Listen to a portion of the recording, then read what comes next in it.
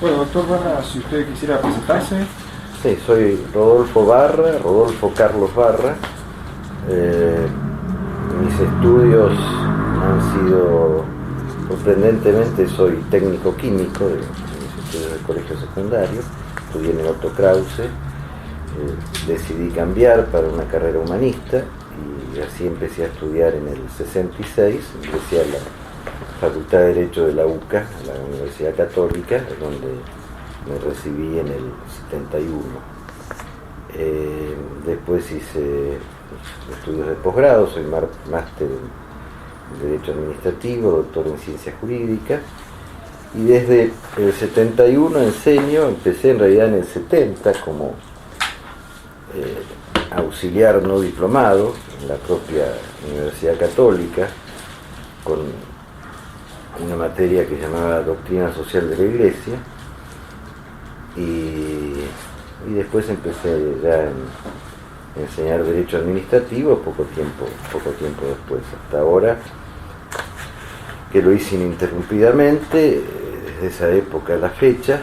Creo que solamente tuve un año de licencia estando en el Ministerio de Justicia, porque no, siempre seguí enseñando, y ahora sigo en la Universidad Católica y en la Universidad de La Matanza, donde estoy muy contento, que realmente es extraordinario. Y bueno, sin haber tenido actividad política seria, madura, en el 89, después que fue electo Menem, el doctor Dromi, a quien yo conocía mucho por la cátedra de Derecho Administrativo, él iba a ser designado secretario legal y técnico de la presidencia. Él tenía una gran relación con Eduardo Menem. Y la Secretaría Legal y Técnica iba a tener también dentro de su jurisdicción al Instituto Nacional de la Administración Pública. Entonces Dromi me propuso que fuese yo el director del instituto. Al poco tiempo, el mismo día que yo estaba hablando con Roberto de este tema, él salió, fue a ver a Carlos Menem, volvió. Ese había sido el día en que Bordón rechazó la propuesta de ser ministro de Obras Públicas, y entonces el Ministerio de Obras Públicas Menem se lo propuso a Dromi. Él me propone a mí la Secretaría de Obras Públicas, teniendo en cuenta que yo me había dedicado siempre a esa especialidad. Tenía ya un tratado sobre la obra pública en 3 tomos, y había sido yo abogado de una empresa muy importante de obras públicas de aquella época, ahora ya no está más, se llama SADE. Prácticamente hice toda mi carrera profesional hasta ese momento en SADE como abogado interno y después como abogado externo. Así que bueno, yo acepté después de conversarlo en casa con mi señora, pensando que iba a ser un tema de 6 meses, que duró 12 años, con alguna interrupción. Allí en la Secretaría de Obras Públicas el primer cometido fue trabajar con la que después iba a ser la Ley de Reformas del Estado. Antes todavía de la asunción del gobierno empezamos a trabajar en la preparación de este proyecto de ley. Incluso en el estudio de Dromi trabajábamos mucho, que él tenía ahí las oficinas en Cerrito y Córdoba. Después se mudó, y con las instrucciones eran poner inteligencia en todo un proyecto de reforma del Estado que contemplara la privatización de las empresas estatales y de otras actividades del Estado, y otras medidas especialmente de emergencia frente a la situación que se vivía allí. En eso trabajé con muchos colegas, con mucha participación de legisladores, fundamentalmente también de radicalismo, tanto así que cuando esto entró a la Cámara, al Congreso, no hubo mayor dificultad, porque la ley había sido pactada de antemano en gran medida con los radicales, y después no me tocó a mí la ejecución de la ley, porque al poco tiempo la ley se sancionó a fines de agosto y yo en diciembre pasé al Ministerio del Interior como secretario del Interior. Lo que había conocido a Mera Figueroa, que él reemplaza a Bauzá como ministro del Interior, yo lo conocía en el año 88 o 87. Me había contratado Vicente Sadi, gobernador de Catamarca, para llevar un juicio en favor de la provincia, con Mera Figueroa, que era el abogado permanente de don Vicente. Allí trabajamos mucho juntos por este tema. Bueno, cuando a él lo nombran en reemplazo de Bauzá, ministro del Interior, me invita a ir a la Secretaría para manejar sobre todo el tema de la reforma de la Constitución. Él creó un foro de debate que era para la reforma institucional. En realidad no era para la Constitución estrictamente, sino más global, como preparatorio de ese tema. Y allí empecé a trabajar con eso, hasta que en abril del 90 me ofrecieron ir a la Corte, lo cual por supuesto para mí fue una maravilla. Conocí a Menem estando en la Secretaría de Interior. Cuando estuve en Obra Pública no lo había visto nunca, ni de antes.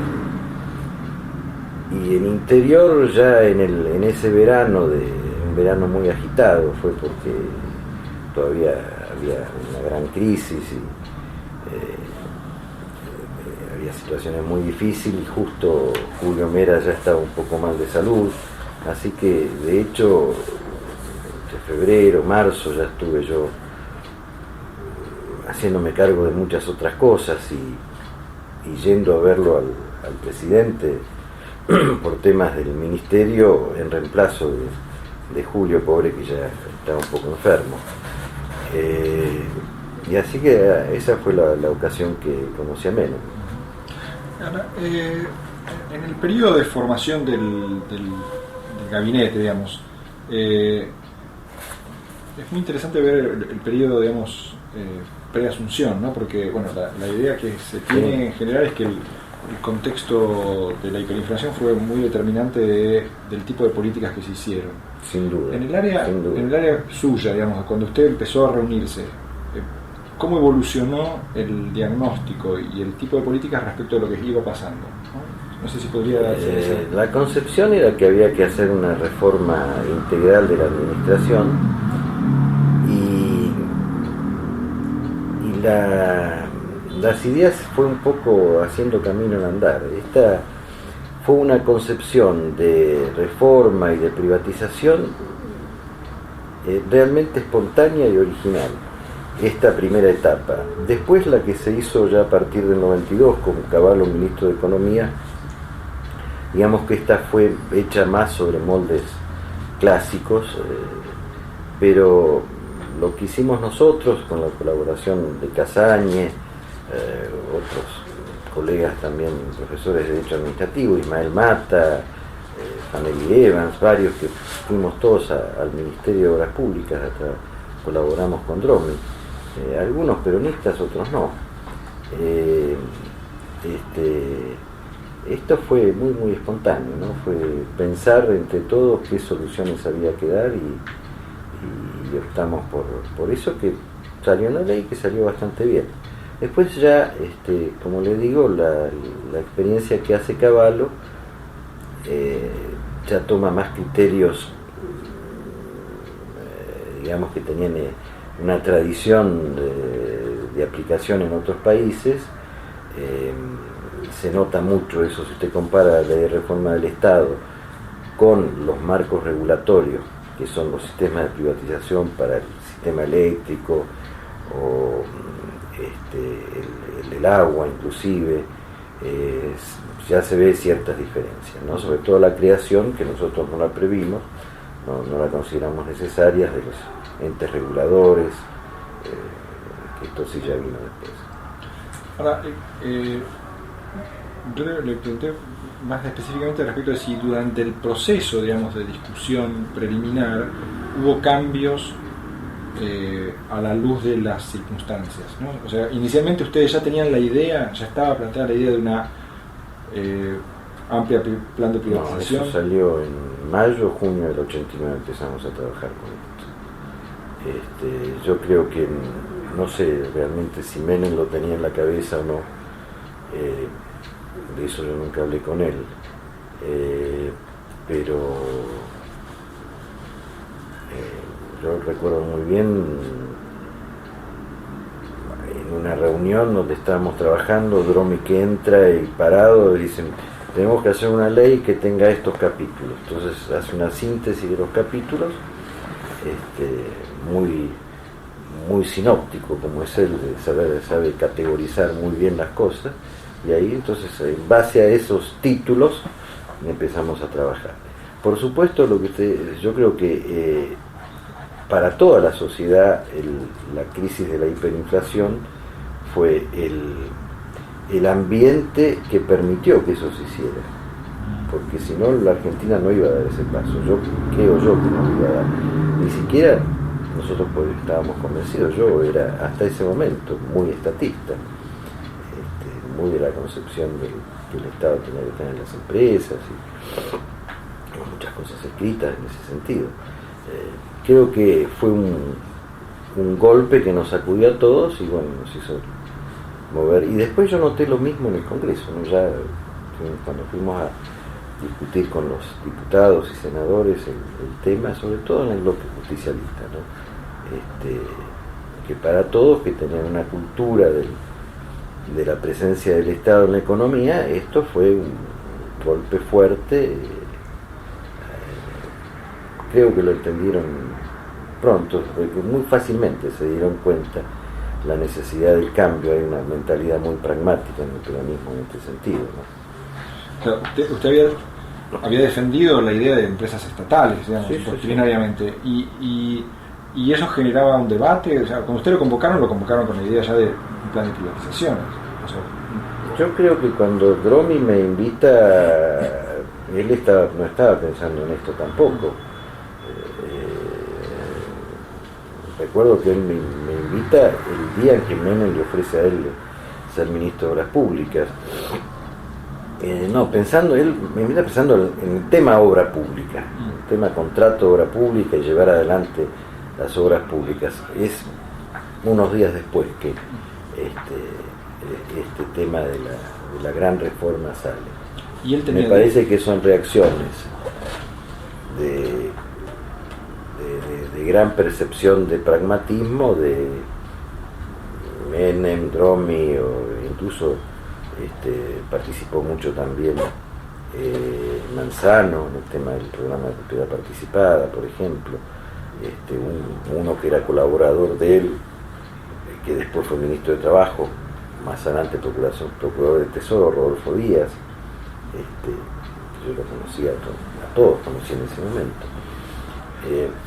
Yo creo que no creo que haya sido una decisión reflexionada antes de ese momento. ¿Y Dromi tenía dudas al respecto? Digamos, todos, es curioso, ¿no? Todos tomamos un camino y el camino después se llevó sin ninguna duda. Nadie tuvo dudas acerca de que esta era por supuesto hubo discusiones de materia técnica, ¿no? Pero incluso si usted ve el anexo de la ley donde dice las empresas que se autorizan la privatización, es sorprendente, ¿no? La decisión que tomamos en ese momento. Usted dijo que no se había previsto los entes reguladores. No, en ese primer momento no estaba en discusión, o fue una discusión y se decidió no estaba en discusión. ¿Y por qué cree que no? Porque partíamos del supuesto que esa era una tarea que la podía hacer la podía y la tenía que hacer la administración central, el propio ministerio, el propio ministerio en cada caso, ¿no? Y no necesariamente un cuerpo con esa autonomía. Pero ¿y la idea de ustedes era que el ministerio iba a absorber algún una parte de los técnicos de las empresas para hacer esa tarea, o era un personal administrativo? Con el propio personal o el que fuera necesario. El ministerio, imagínense usted que había una Secretaría de Energía, entonces que podía muy bien fijar las políticas de energía y definir las regulaciones necesarias. Ahora usted tiene el ente regulador de la energía y tiene la Secretaría de Energía. Que sea mejor o peor, no lo sé, son opciones. No es necesariamente mejor uno que el otro, mejor un sistema que el otro, son opciones. El ente regulador puede tener algunas competencias jurisdiccionales, un órgano unipersonal como son las secretarías, no sería muy bueno que las tuviera. Después la autonomía no está todavía asegurada en la Argentina, quizás lleguen a ser muy autónomos. En este momento no tienen una verdadera autonomía en cuanto a la conformación de su cuerpo directivo. Se necesita todavía un poco más de formación. Fíjense que esto fue un proceso muy rápido. Hicimos en muy poco tiempo lo que en otros países tardaron muchos años. Entonces, y ciertamente sin ninguna experiencia en este tema. Es tema de la experiencia. ¿Ustedes conocían los casos de otros países? No. ¿Los estudiaron? No. Trabajamos con las herramientas que teníamos en el momento. Entre mayo, junio y julio de 1989, en cuanto al conocimiento, sí, cada uno tenía su conocimiento de algunos temas, pero no habíamos estudiado especialmente. Yo creo que el que más trabajo con antecedentes extranjeros había hecho es Rodolfo Díaz, con la cuestión del programa de propiedad participada. Pero ya le digo, fue muy espontáneo, muy de brainstorming. Y a él lo trajo al equipo, digamos, o al grupo que discutía esto, lo trajo Manzano. Sí. ¿Y cómo era la relación con otros legisladores? Manzano era un representante de la Cámara, digamos. De la Cámara de Diputados. Después, bueno, por supuesto el que tenía mucha participación era Eduardo Menem. Otros que tenían participación, me acuerdo de Jorge Lloma, que en ese momento era diputado, Balacino, el que después fue mucho tiempo en un presupuesto, no me llama, pero se me escapa el nombre, que estuvo también en el Ministerio Interior después con Corach, cuando fue Corach ministro, bueno, después me voy a acordar el nombre. Sí, por supuesto que había. Y bueno, y también legisladores de la oposición. ¿Marín, ¿no? puede ser? ¿Cómo? ¿Marín puede ser que fuera? No. Pero era Pampeano. Pampeano, pero no Marín. Sí, no, Marín era gobernador. Uno pelado. Sí. Una persona excelente. Bueno, no me sale el nombre. No importa.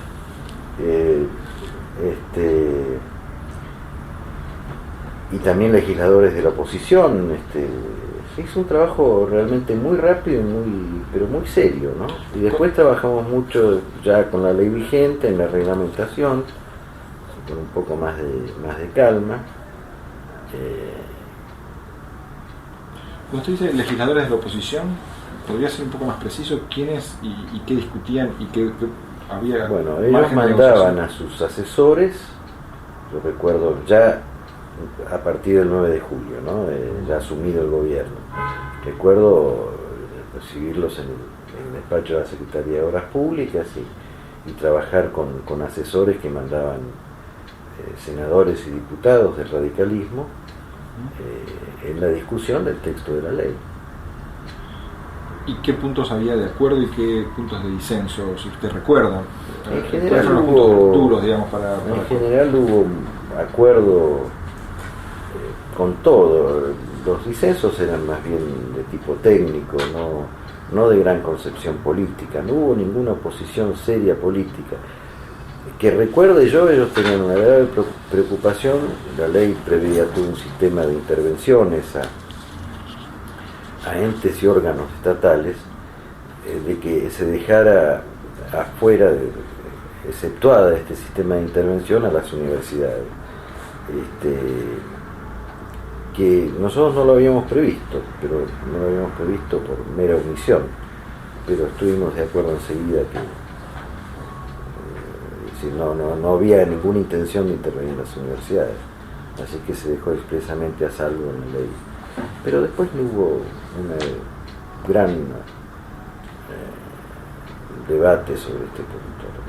Ahora, públicamente al menos el radicalismo planteaba algunas objeciones respecto del grado de discrecionalidad que se dejaba en manos del Ejecutivo decidir los tiempos y cómo la privatización, digamos, se hacía una larga lista de empresas que quedaban pasibles de ser privatizadas y los plazos, digamos, y las decisiones específicas sobre cada una de esas empresas quedaban muy concentradas. La ley ya declaraba sujeta de privatización a una enorme cantidad y después era el Ejecutivo, como así fue, el que llevó adelante todo el proceso. Pero finalmente esto fue aceptado, no había tampoco mucho margen de discusión, mucha posibilidad de discusión, además no era el proceso después para llevar adelante la privatización, obviamente eso tiene que quedar en manos del Ejecutivo. Lo que podría haber sido lógico que podrían haber pretendido los legisladores era de que cada empresa tuviese una discusión larga y profunda para ver si debía ser o no privatizada. Yo creo que las circunstancias del país en ese momento y la claridad de que realmente el sector público en la Argentina estaba en una profunda crisis, que se necesitaba achicar el Estado, se necesitaba hacer caja también, después hubo todo un desarrollo para el pago de deuda externa con la privatización, eso llevó a un rápido acuerdo. Fíjese usted que el gobierno empezó el 9 de julio. La ley habrá sido presentada en el Congreso hacia fines de julio, supongamos hacia el 20 de julio, y en los últimos 10 días de agosto, o sea, un mes después, estuvo sancionada. Si el Congreso sancionó la ley en un mes, esto indica que hubo mucho acuerdo, un gran acuerdo, cuando todavía el peronismo no tenía grandes mayorías, porque acuérdense que la renovación de la Cámara vino un poco... Menem adelantó la asunción como presidente, pero los diputados nuevos igual entraron en diciembre. Es decir, la ley fue votada por el Congreso que tenía Alfonsín. Y en la discusión de la transición, ustedes participaron porque eso era parte de un acuerdo de transición, digamos, donde el radicalismo no iba a obstruir esas leyes que el gobierno necesitaba. Seguramente, no, en mi caso no participé, seguramente fue a nivel de primera línea, ¿no? Pero ustedes no escucharon sobre las condiciones de esa negociación, no. Como para decir, bueno, esto tuvo un lugar importante en la negociación. No. Otra cosa sobre el proceso de formación del equipo y de la discusión. Ustedes tenían, digamos, orígenes muy distintos. Había orígenes partidarios, más académicos, más ligados al mundo empresario. Me interesa especialmente la relación con el mundo empresario, porque durante la primera etapa, digamos, da la sensación de que el gobierno tarda en tomar autonomía del mundo empresario. ¿Cómo era esa relación con los empresarios? En la etapa de preparación de la ley no hubo mucha discusión con los empresarios, por lo menos yo no la tuve. Después ya cuando se empieza a implementar, ya en el gobierno, se crea, por ejemplo, el Ministerio de Obras Públicas, una especie de consejo asesor del que participaron las primeras figuras de los empresarios. Recuerdo que estaba Orsi, que estaba este hombre de Córdoba de los caramelos que murió, mi arterio esclerosis. Pagani, ¿no? ¿Cómo? Pagani, sí. Pagani padre, ¿no? Bueno, y muchos otros con que se discutían. Por ejemplo, nosotros habíamos optado, que también fue una opción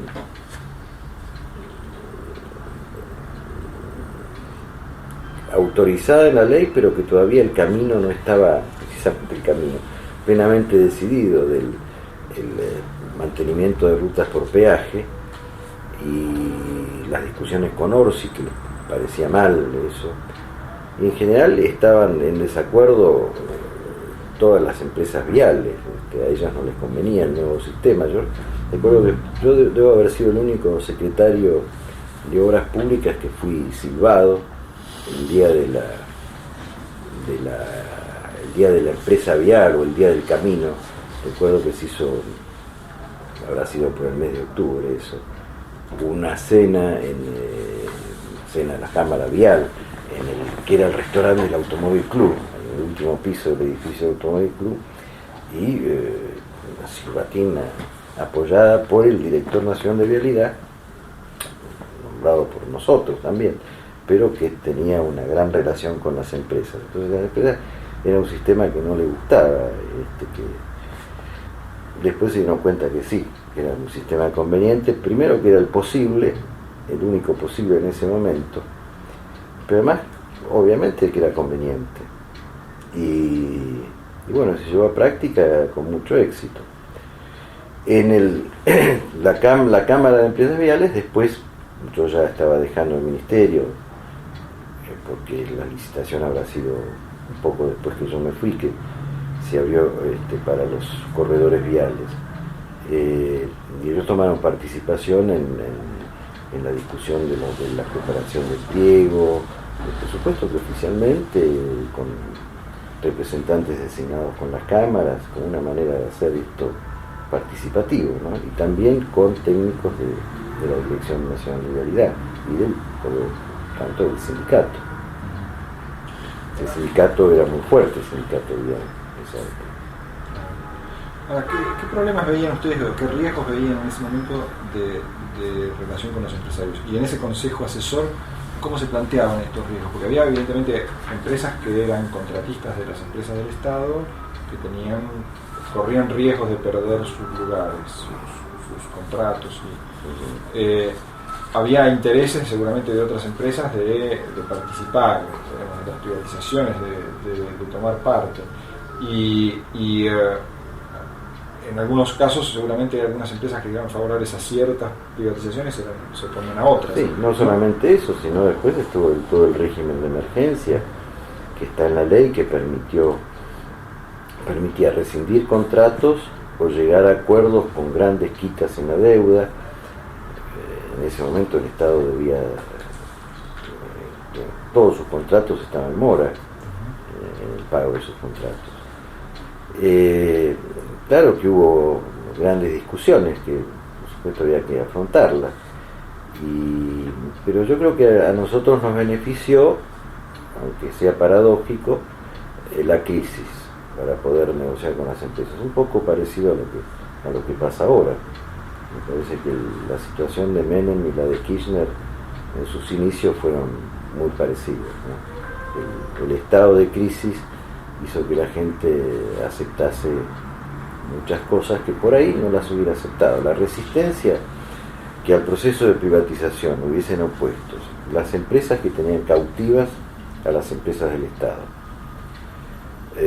los sindicatos que tenían allí su feudo, un feudo muy importante, y en menor medida la línea interna de la burocracia de cada empresa, era menos fuerte pero bastante fuerte, pero sobre todo la fortaleza era de los sindicatos y de las empresas privadas, las empresas habitualmente contratistas.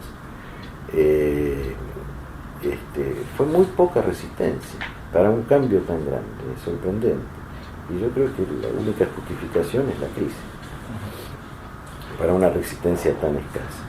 Y la crisis y la sorpresa, todo el mundo pensaba que Menem iba a hacer otra cosa.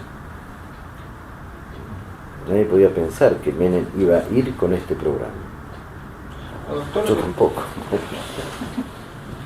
Doctor, ¿en qué sectores hubo más resistencia? Porque usted dice, bueno, la resistencia fue menor, pero de todos modos seguramente existió, digamos, ¿no? Yo creo que la mayor fue en el empresariado. Los sindicatos enseguida aceptaron, recuerdo usted inclusive que En aquella época, en el bloque justicialista de diputados, un tercio era gremial. Porque todavía se regía el sistema de las ramas del partido, en el movimiento, y entonces su representación en los cargos legislativos.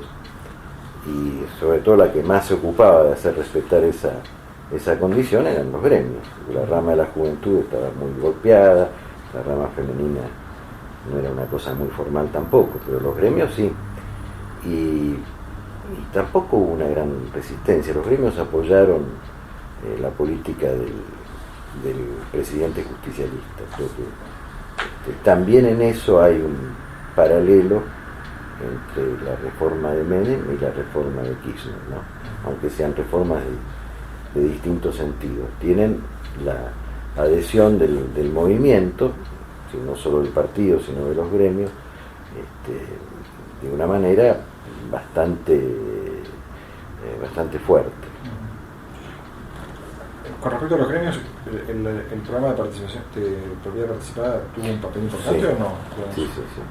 Esa fue una buena idea de incluirla en la ley. ¿Se incluyó con esa idea de no, para los gremios, digamos, o...? No, yo creo que Rodolfo Díaz estaba convencido, era un enamorado del sistema, pero tuvo también el efecto de tranquilizar a los gremios. Yo me temía que los gremios iban a pedir que el programa de propiedad participada, las acciones, no fuesen a los obreros, sino al propio sindicato. Pensé que iba a eso, tanto es así que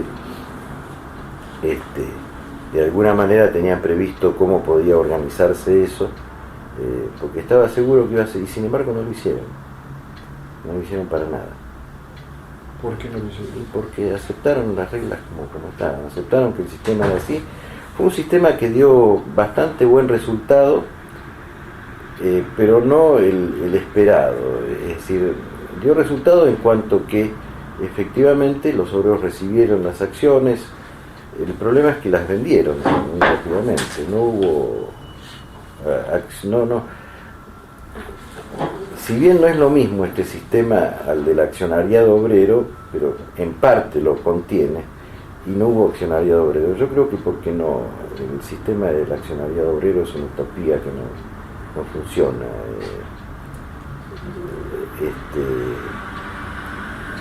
El obrero no quiere ser dueño de la empresa, a pesar de que uno, por influencia de la doctrina social de la Iglesia, busque esa unión de trabajo y capital.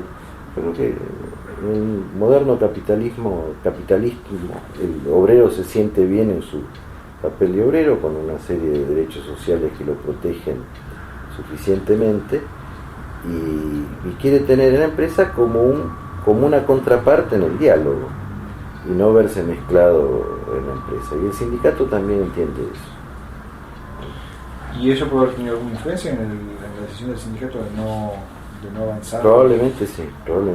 Sí, yo creo que ya en el año 89 había una formación suficientemente adecuada para optar por soluciones realistas y posibles.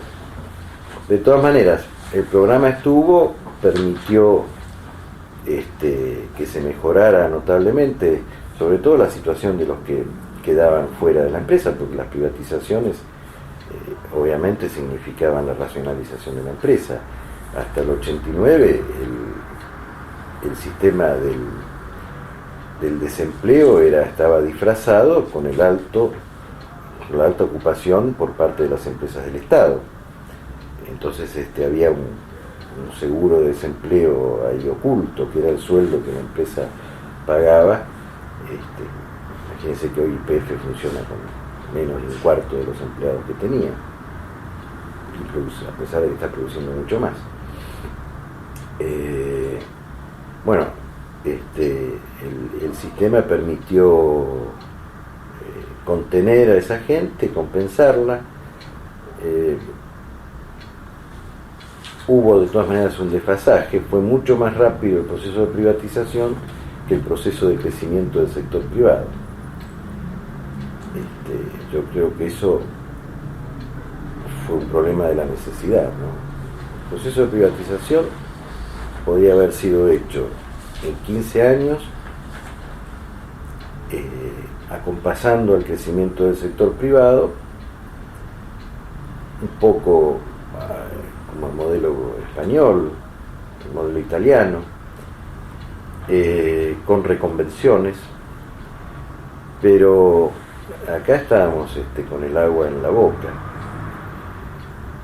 y con el temor de que no íbamos a hacer el serio, que después la influencia de Juan, de Pedro y José iba a llevar a que esto quedara en la nada, como tantas veces.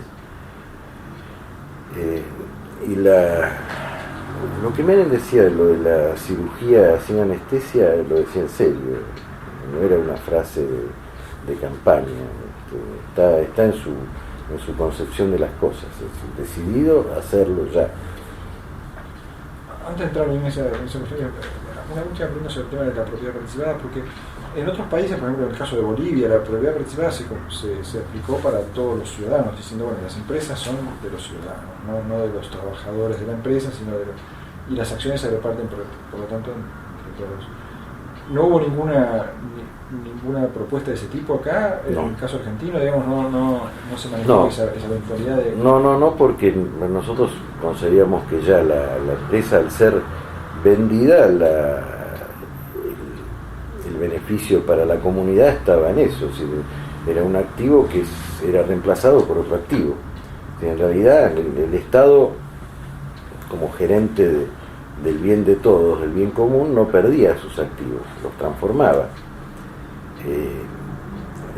Tuvimos en cuenta la situación del que trabajó allí como un derecho en función de la fuerza de trabajo invertida, por eso la ley tiene graduaciones de acuerdo a antigüedades, etcétera.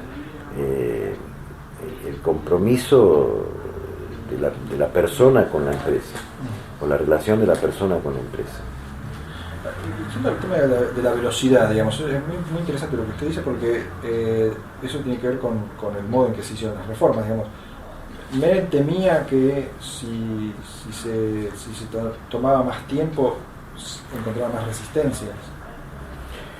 Era un temor. Yo nunca lo hablé eso con él, así que nunca me lo dijeron, no lo puedo saber, pero yo creo que es lógico pensar de que haya estado en la cabeza de un político tan inteligente como Menem, que si no se hacía de manera enérgica, el tiempo iba a generar mayor resistencia, porque los intereses alrededor de este mundo de las empresas del Estado, sobre todo en la Argentina, ¿no?, que por algo había llegado a la decadencia que había llegado, no por casualidad, eran muy grandes, muy grandes. Eso se quebraba feudos muy consolidados, y lógicamente el transcurso del tiempo iba a permitir que quienes querían defender lo existente tomaran más oxígeno. Eso no cabe duda. De todas maneras, insisto, el carácter de Menem, por lo que yo después lo fui conociendo a lo largo de los años, es, digamos, todo lo contrario a lo que habitualmente es un político, por lo que yo pude ver también de los políticos. El político, vamos a hacer, y el vamos a hacer es alguna vez, algún día se hará, hay que esperar. En cambio, en Menem y también la gente con que él se juntó, o la gente que tomó ese ritmo de trabajo en función de su líder, o de su principio de jerarquía, era decisión y ejecución tenía que ser muy rápida. Cuando se aprueba la ley, ustedes empiezan a trabajar, digamos, en la Secretaría con la idea de poner en marcha el... Sí, lo primero fue la reglamentación de la ley, que es un decreto reglamentario muy extenso, que lo hicimos con Julio Comadira, que ya falleció, un profesor de Derecho Administrativo, y Fanelli y Evans se trabajó ahí mucho. Se hizo el decreto y después ya se empezó a trabajar en las áreas respectivas. ¿Cómo fue ese trabajo? Lo primero, hubo una privatización en paralelo con la cual nosotros, el ministerio no tenía nada que ver, que fue la de los medios de los canales de televisión y radios, que no sé por qué esto estaba asignado a la Secretaría Legal y Técnica. Intervino mucho allí Canillo Campo. Después ya estaba definido así, que sería algo que no manejarían ustedes. Sí, de hecho fue así. Tampoco yo tuve mucho, digamos, participación. Después después se hizo por sectores. El caso de Entel, se creó un equipo especial, ahí empieza a trabajar María Julia Sogaray. En el área de energía, cada secretaría tenía su responsabilidad en determinadas áreas. En la que yo estaba tenía la responsabilidad del tema vial, y después el secretario que me reemplazó, que era también un profesor de Derecho Administrativo mendocino, amigo de Dromi, que ahora también se me escapa el apellido, un apellido muy cortito. En realidad él comienza el trabajo ya concreta de preparación de los pliegos y llevar adelante la ejecución de todo. Fitz, algo así. Maskin. ¿Cómo? Maskin era el otro. Sí, Maskin. Para acordándose los nombres. Cuando se arman estos equipos, ya hay un orden de prioridades, digamos, en qué empresas se van a priorizar primero, con qué ritmo se va a aplicar el trabajo. Lo primero era Entel y Aerolíneas. Estaban trabajando mucho en Aerolíneas. Yo creo que ya está porque estaban en condiciones de privatizar. Pero recuerda usted que Aerolíneas había sido muy trabajada durante el gobierno de Alfonsín, cuando siendo terráneo ministro de las Públicas. Había ya una experiencia en el tema de Aerolíneas. Y Entel también, el tema de comunicaciones, también había que empezar con lo apetecible. Como usted tiene que vender, tiene que primero pensar en los compradores. Es obvio que ferrocarriles no era apetecible porque era una cosa destruida. Y bueno, entonces, y con pocas posibilidades de rápida recuperación. En cambio, Aerolíneas podía tener mayor interés, tampoco lo tuvo demasiado, ¿no? Porque no fue una gran puja, pero bueno, Entel por supuesto también. En el año 90 empieza el boom de las comunicaciones en el mundo, y en realidad el proceso de privatización se acompaña en el resto del mundo. Hay una cosa que hay que notar, que la Argentina tuvo políticas en general coincidentes con las políticas mundiales. No hemos hecho cosas absolutamente originales, pero tampoco porque se copiara, sino porque creo que las circunstancias pusieron camino. Después de la Segunda Guerra Mundial era evidente que las circunstancias imponían el camino de la fuerte participación del Estado en la economía. Y entonces el plan Marshall tenía que estar orientado en gran parte a la creación de grandes empresas de infraestructura que tenían que ser empresas del Estado, que era la gran seguridad, porque qué particulares iban a hacerlo en una Europa que estaba destruida. Y en nuestro país fue el camino que siguió el primer peronismo, porque nosotros, gracias a Dios, no intervinimos en la guerra, pero los efectos económicos de la guerra, por supuesto, sí los sufrimos. Y el mundo en la década del 80 y la década del 90 comienza a transitar el camino opuesto, también por razones, por circunstancias socioeconómicas opuestas. Son fenómenos mundiales. Lo acertado nuestro es que lo hicimos a tiempo, es decir, ganamos primero en la competencia. antes que otros países. La puesta en marcha, digamos, de esas dos privatizaciones bueno, y después inmediatamente fueron las de las concesiones viales. Las concesiones viales. Antes de entrar en concesiones viales, utilizaron, digamos, los trabajos que habían empezado a hacer el gobierno anterior, el gobierno de Alfonsín. Yo creo que sí, que seguramente se aprovecharon. No lo puedo asegurar porque primero no era el área en que yo estaba, y después recuerde usted que, para hacer un poco de cronología, la ley se sanciona a fin de agosto, la reglamentación quedó aprobada hacia los primeros días de octubre, y yo los primeros días de diciembre me fui del ministerio. Es decir, hay un tiempo de implementación dentro del Ministerio de Obras Públicas, que era el central para esto, que yo no viví personalmente. No, lo pregunto porque parte de las... Y por otra parte, en su tiempo, en el tiempo que estuve, Dromi era de estas cosas muy celoso, ¿no? Es decir, fulano hace una cosa, fulano hace otra, no había una gran participación fuera del área de cada uno. Ajá. Pero ya le digo, yo no tuve tampoco mucho tiempo para tener esa experiencia. No, porque la idea de lo que se había discutido, se había intentado, se había hablado, incluso se había presentado proyectos de algunas de estas privatizaciones en la época de Terraño, eran privatizaciones que consistían básicamente en vender acciones, no vender la empresa, sino vender, no una concesión de la empresa como tal, sino de incorporar capital privado. Bueno, esta idea de... No, pero esto fue lo que se hizo también, ¿no? Pues, digamos, esto en las empresas. Lo de las concesiones viales es otra cosa, porque sí, ahí lo que se da es la explotación de un camino que por definición es del Estado, es y será del Estado. En el caso de las empresas, se transformaron en sociedades anónimas y se vendieron las acciones.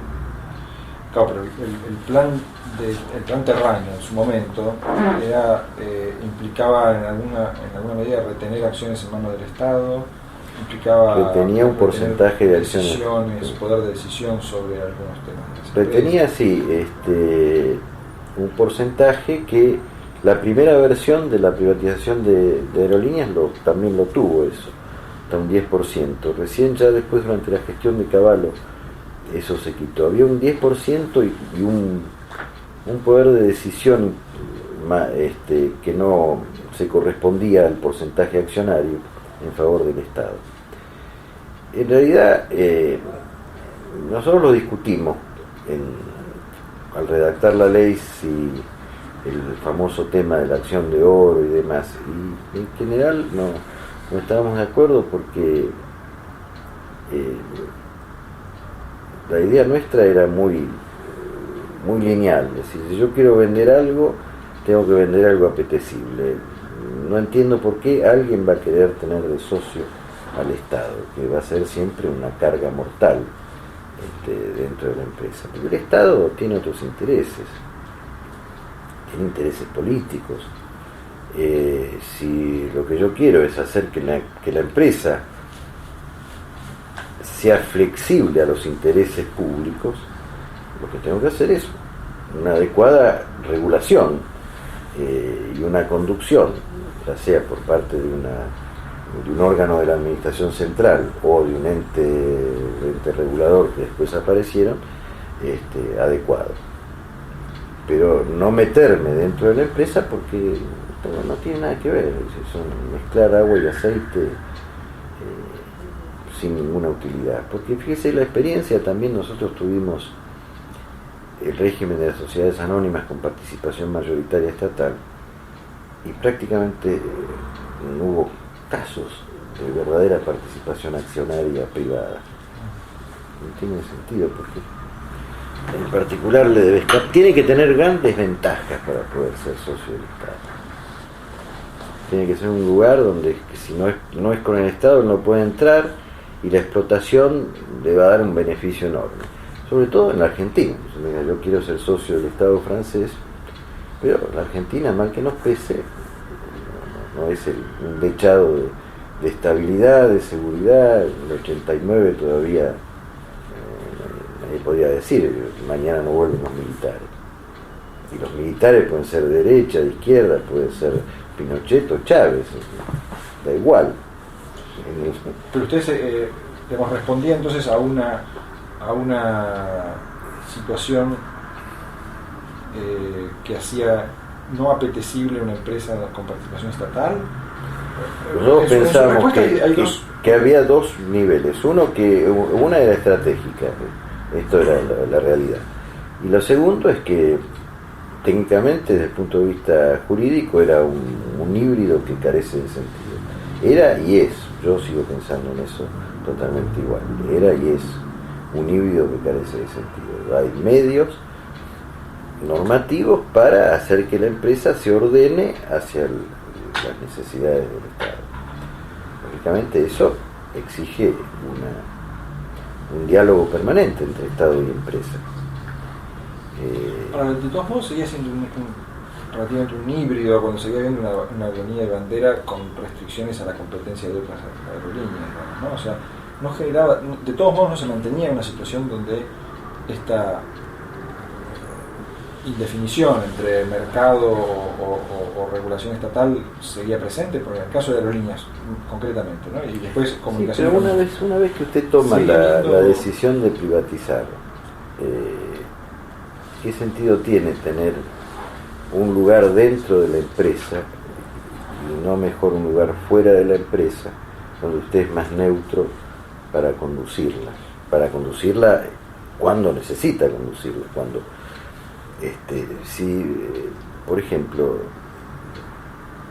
nosotros tenemos problemas muy serios ahora con Aerolíneas Argentinas, me imagino yo que debería ser mucho más fácil al Estado aplicar algún sistema que la ordene, que no puede ser, han leído los diarios de hoy o de ayer, de que todos los vuelos con 2 o 3 o 4 horas de demora porque no tienen aviones. Bueno, entonces, pero si el Estado es socio, es parte de ese sistema perverso.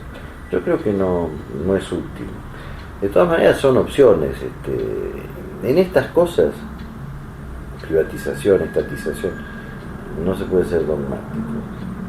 La verdad que hay momentos en que es buena la empresa del Estado, hay momentos en que no es bueno. Hay que entrar y salir. Si usted se pone a estudiar en Estados Unidos, siempre tuvieron una empresa del Estado, pero lo que pasa es que duran muy poco. Las que duran más son excepciones. Trump, la de ferrocarriles de Trump, Amtrak,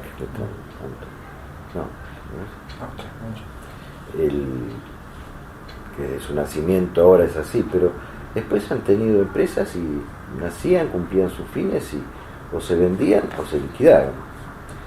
Nosotros cuando asumió Menem en el 89 estaba todavía vigente con personal el ente autárquico mundial 78. Todavía estaba el ente, no me acuerdo cómo se llamaba, destinado al traslado de la capital a Viena, con oficinas, personal, presupuesto. Es un vicio muy nuestro. Bueno, tenemos que saber cuáles son los... Es como un alcohólico, ¿no? Él sabe que no tiene que tener un vaso de vino delante de los ojos. Por definición es así. Sí, yo entiendo su argumento. La pregunta mía iba dirigida a ver si verdaderamente se trataba de retirar al Estado de la actividad. O sea, sí. El Estado no participaba de la actividad de prestación de servicios, si eso no implicaba avanzar más en desregular la competencia, digamos, ¿no? Por ejemplo, en estos dos casos era importante, digamos, porque en los dos casos había limitaciones a la competencia a través de la línea de bandera en un caso, a través de monopolios. Bueno, la aérea se fue levantando mucho estas regulaciones de la competencia. Pero posteriormente, ¿verdad? Con el tiempo, claro. Bueno, es parte también del programa, ¿no? Uno vende con tales beneficios que van a ir disminuyéndose en el tiempo. Y bueno, y la telefónica precisamente fue así. En realidad, fíjese que hoy el mercado telefónico está totalmente desregulado. Hoy podría haber, me refiero a la telefonía fija, otras compañías, no las hay porque no es negocio, porque costaría hacer competencia a las ya instaladas, pero usted tiene materia de telefonía celular hay muchas empresas, y cada vez aparecen más, y es una actividad que está totalmente desregulada. Al principio tuvieron un monopolio relativo en 2 áreas. Y eso tenía que ver con hacerlas apetecibles. Claro, era el beneficio para la entrada y además un cambio paulatino. Ahí era necesario llevar un poco el proceso paso a paso, hasta que se llegara a la condición de estar así. La aerolínea fue mucho más rápido la desregulación. Lo que fracasó es el mercado en la Argentina en materia de aerolíneas, porque aparecieron compañías para los vuelos domésticos, me refiero, ¿no? Compañías que luego fueron inviables y desaparecieron. En definitiva, la que se mantiene siempre es Aerolíneas Argentinas.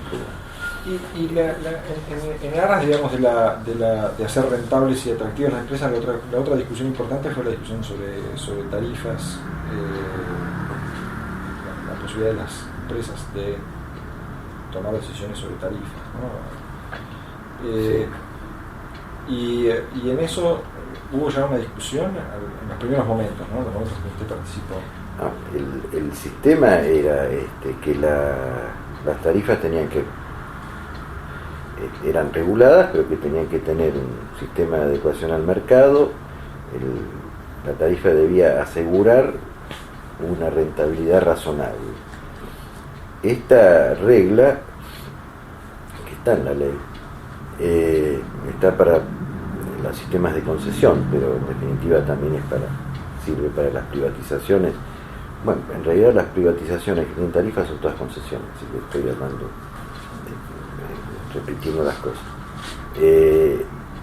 Implica 2 cosas: que tiene que ser razonable, pero que tiene que haber rentabilidad. O sea, la ley dice, usted trabaja y la tarifa le tiene que asegurar la rentabilidad, porque por definición nadie trabaja a pérdida.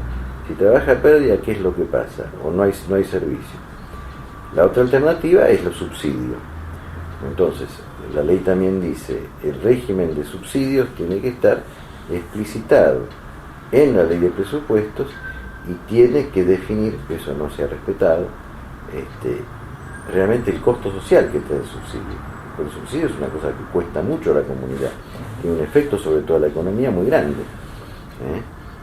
Por de pronto quiebra el principio del que el que consume o aprovecha paga. El subsidio me hacen pagar a mí y yo no lo uso. Yo estoy pagando los ferrocarriles y esto y lo otro, y yo no los uso. El colectivo 60 lo pago con mis impuestos y no lo uso. Entonces tiene un efecto económico importante. En una economía que tiende a ser desregulada, el subsidio es un ancla, porque usted imagínense que el subsidio afecta a la competencia y corta la iniciativa. Si para qué yo voy a tener más iniciativas si el Estado todos los meses viene y me da. ¿Qué pretenden que haga yo en más para mejorar mi situación si el Estado viene y me pone la plata? Voy a mejorar todo aquello que pueda hacer con la plata que me pone el Estado. En ese momento nosotros pensamos que era un mal sistema, primero que no nos podíamos subsidiar a nadie, pero segundo era un mal sistema. Pero ya le digo, son opciones, no hay que ser dogmático, no es que sea un sistema diabólico uno u otro. Depende de las circunstancias. En realidad Cavallo subsidió a los ferrocarriles durante toda su gestión y subsidió a los corredores viales también. Claro, cosa que no estaba en la concepción original. O sea, no es que sea una invención actual el subsidio. Ahora, en el momento de la discusión de los primeros pasos, digamos, entonces la tarifa que fuera rentable, que asegurara una rentabilidad, era un tema importante para atraer inversores. Ha sido una garantía que daba el Estado. Usted puede cobrar la tarifa que le dé rentabilidad. Yo no le voy a dar subsidios, no le voy a dar tampoco garantías para sus préstamos, para que usted tome crédito, o esto va a ser excepcional. Su garantía es la tarifa. Usted tiene que hacer su ecuación económico-financiera y saber si en la Argentina de hoy le conviene tener una empresa distribuidora eléctrica. Ahora, y en ese momento ya se discutió cómo se iban a actualizar las tarifas, porque eso fue después uno de los problemas serios, digamos, ¿no? del sistema. Bueno, ahí hubo un sistema que seguramente estaba justificado, pero que tuvo un vicio legal, porque pero esto es posterior, hasta el sistema del 89, por supuesto, vivía con la indexación. La indexación era el pan de todos los días hasta que aparece en el 91, ¿no es cierto?, la ley de convertibilidad. En el 91 la ley de convertibilidad corta todos estos sistemas indexatorios, no solamente los corta, los prohíbe. Por eso Cavallo subsidia las tarifas de algunos servicios privatizados, caso de los corredores viales, porque ya no los deja actualizar de acuerdo a la inflación. En el 91 hubo todavía un 80% de inflación, desde la convertibilidad en adelante hasta que termina de ese arrastre y termina de frenarse. Pero sin embargo, las privatizaciones que se hacen después del 91 contemplan un sistema de actualización en base a índices, muchos de ellos extranjeros, y que estaban contrarios a la ley de convertibilidad. Yo creo que seguramente era necesario, pero tendría que haber habido una norma especial que regularizara esa cuestión. De todas maneras, no sé. Durante el 89, digamos, no se discutió como un problema ese, ¿no? No, porque la indexación era por definición que iba a haber indexación y que iban a haber actualizaciones de tarifa. No cabía ninguna duda. Primero, que la tarifa tenía que ser rentable, tenía que provocar que el empresario que trabaja solo por y para el lucro ganara. Ninguno trabaja para perder. Y segundo, que la economía estaba indexada, toda la economía estaba indexada. Me pregunto porque después, digamos, va a pasar con todas las tarifas de servicio, ¿no? Pero que van a quedar